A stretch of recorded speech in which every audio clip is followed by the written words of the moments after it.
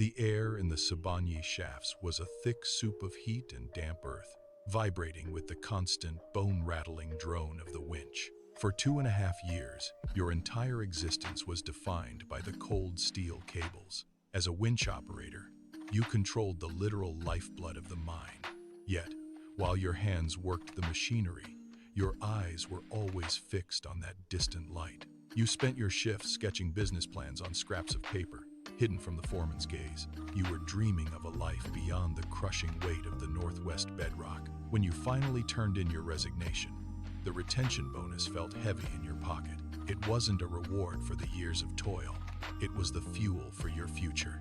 Stepping out of the mine and into the streets of Wonderkop was a sensory shock. The suffocating darkness was replaced by the relentless, blinding South African sun. You traded the industrial grease of the winch for the crisp, clean inventory of your new venture.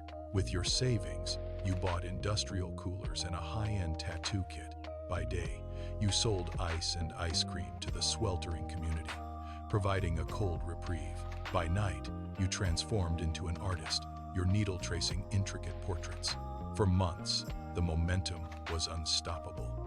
You became a local legend, the man who could cool the heat and capture the soul. The business expanded rapidly, and the community lined up at your door. You felt the rhythm of success, a pulse far removed from the mechanical grind. Your hands, once stained with grease, were now precise and steady.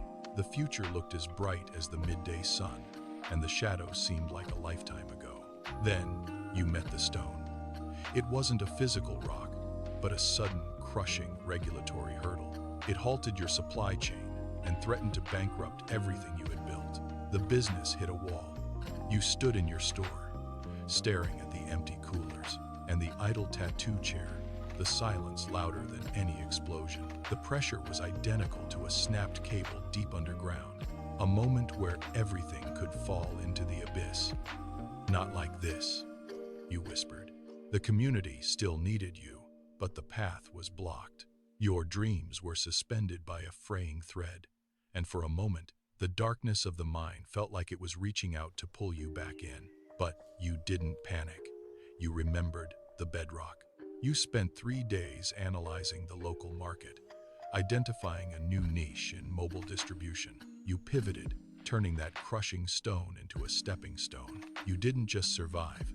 You rebuilt your operation with a new, sharper focus. You realized that the grit you forged in the dark had become the foundation of your success. The sun was out, and this time, you were ready for the heat.